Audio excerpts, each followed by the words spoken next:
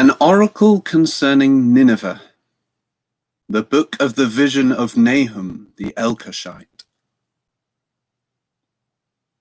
The Lord is a jealous and avenging God. The Lord takes vengeance and is filled with wrath. The Lord takes vengeance on his foes and maintains his wrath against his enemies. The Lord is slow to anger and great in power. The Lord will not leave the guilty unpunished. His way is in the whirlwind and the storm, and clouds are the dust of his feet. He rebukes the sea and dries it up. He makes all the rivers run dry. Bashan and Carmel wither, and the blossoms of Lebanon fade. The mountains quake before him, and the hills melt away. The earth trembles at his presence, the world and all who live in it. Who can withstand his indignation? Who can endure his fierce anger? His wrath is poured out like fire. The rocks are shattered before him.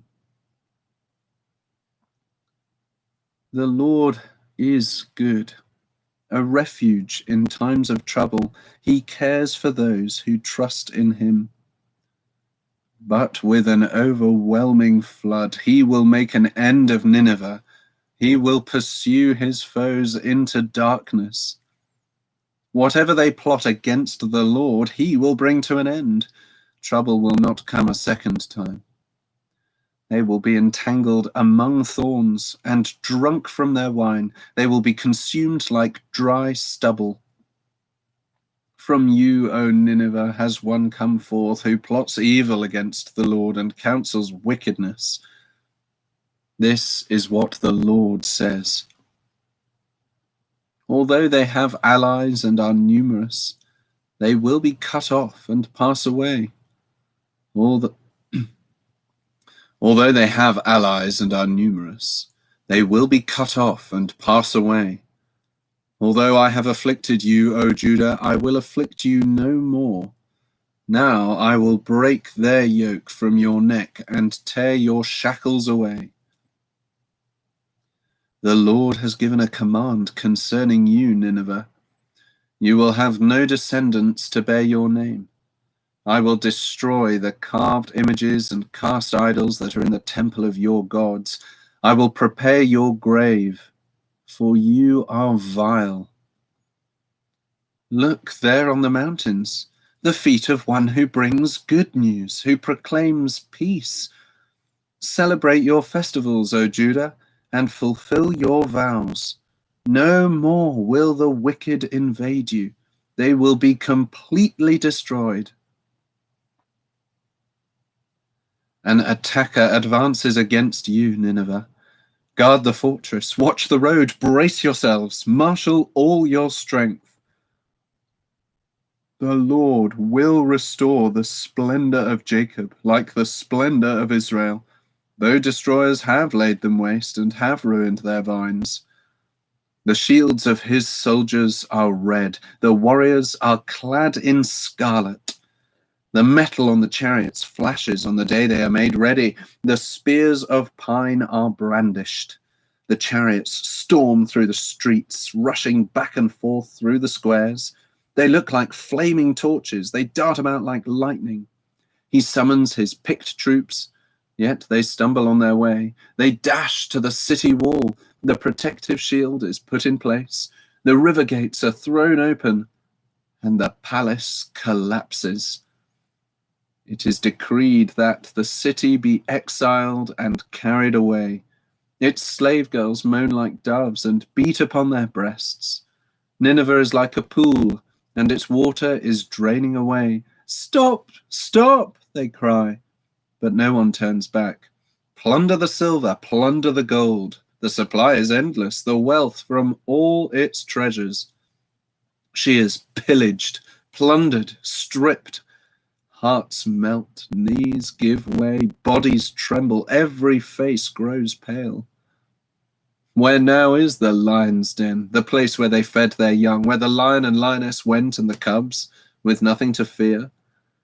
The lion killed enough for his cubs and strangled the prey for his mate, filling his lairs with the kill and his dens with the prey.